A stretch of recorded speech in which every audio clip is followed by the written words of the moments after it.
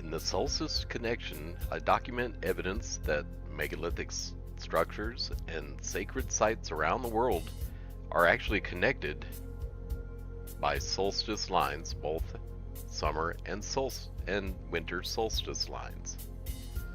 And in this part, we will continue at the Grand Canyon, the sacred site of the Hopis, Navajo, and other tribes, and follow the winter solstice line, where I discovered Nazca-type lines across the Marfa, Texas plateau. In this one, we're going to travel a little bit north, still staying in the Americas, and I made a particular discovery of colored boxes I've found around the world, and they come in multi colors: green, red, blue, and I think this signifies something under the ground. And if you'll notice, this is a possible archaeological site that has yet to be discovered in northern Nevada. And I found these in particular in Marfa, Texas, and I'll show it to you without the lines. You can indeed see that they are there, but Google Earth seems to have removed a lot of the discoveries that I've made in Marfa, Texas, or obscured them. So I wanted to show you this particular site because as I traveled up the northern part of the winter solstice line emanating from the center of the Grand Canyon area, I came across this, and it seems about 15,000 feet is where you see these archaeological sites. I think there may be an archaeological site that has yet to be discovered. And now you'll notice that these lines cross peaks and mountains. And I believe that the Solstice Connection is for aerial navigation. Now I've actually met someone involved in the study of geoglyphs in southern Oregon. The connection seems very, very direct that this is indeed a solstice connection. And AmericanGeoglyphs.com is a great researcher, and I encourage everybody to go over there and see what they have to offer. This is the same kind of artwork that I've found in southeastern Texas at the Marfa Plateau.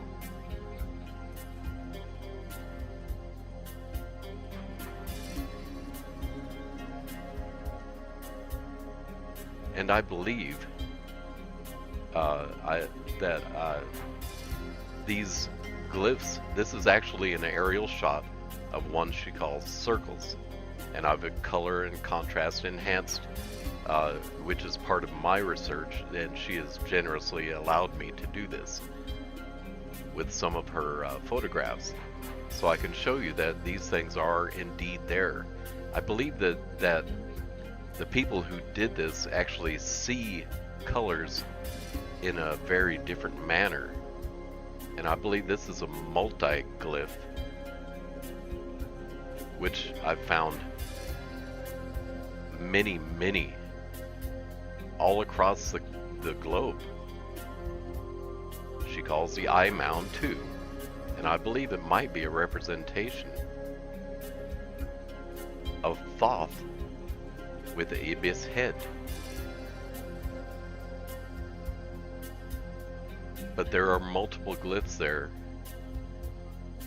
and you have to have the eyes to see. And this is the area I believe that she's working with. Very, very interesting.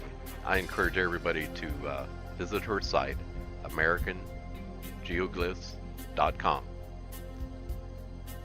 and see for yourself. Now I wanted to go up here to Portland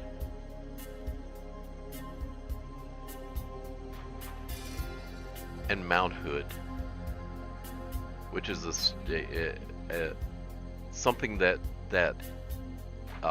you would navigate by if you were flying overhead, and you'll see the relationship to Portland itself. I found that this is a direct line from an amazing site called Chaco Canyon.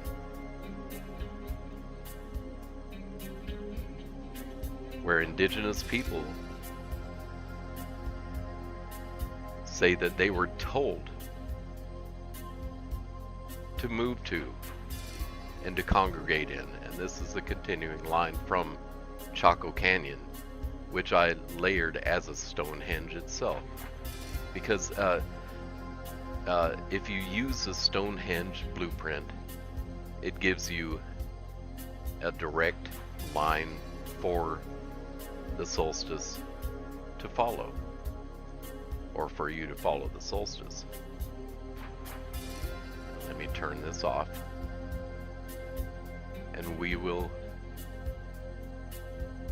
show you the beauty of this place.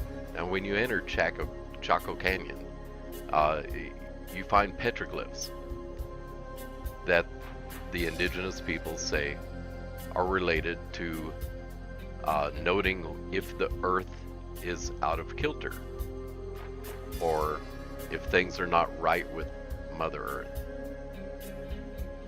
And you'll notice that the whole settlement is built circularly.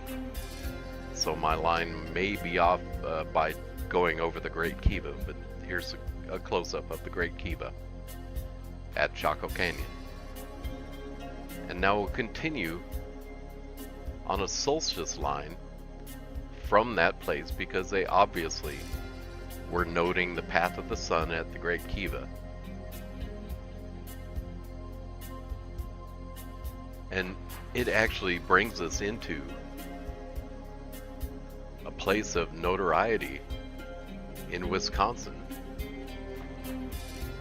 very near Fort Aztalan, Wisconsin. Now this is a mound site where giants and elongated skulls were found. An ancient Hebrew text too. And here's an ancient 100-year-old blueprint of the mound site excavated. Now this is actually a step pyramid that was covered over, and I believe it's connected to the Ohio River Valley mound people. Also giants,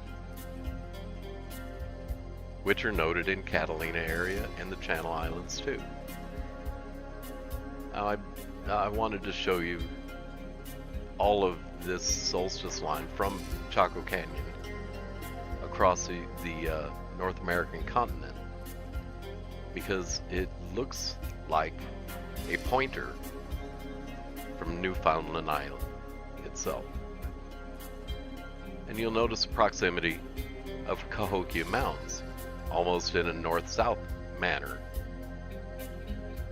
Of course these are connected. This was also a site where pyramids were uncovered and recovered when the indigenous people of the area actually won in court the right to recover their sacred site. And now you'll notice, looking at these solstice lines, that Cahokia and Carlsbad Caverns are also on a solstice line. And there's the entrance to the Carlsbad Canyon. And I swear it looks just like a Eye of Horus. But also on that line is a place called Paquime, Mexico. A place where there's evidence of 4 different types of structural. And this is an amazing site that was just abandoned for no reason at all. That shows high technology. And of course the thumbtacks show you the proximity to Marfa, Texas too. Now I wanted to add this particular line because this is the line from the pyramid of the sun, crossing corner to corner and directly over the apex. So apparently the pyramid of the sun is a pointer to this area. But the pyramid of the sun is not a north-facing pyramid. It actually faces the solstice. Thank you for your views. I'll be back for part 3.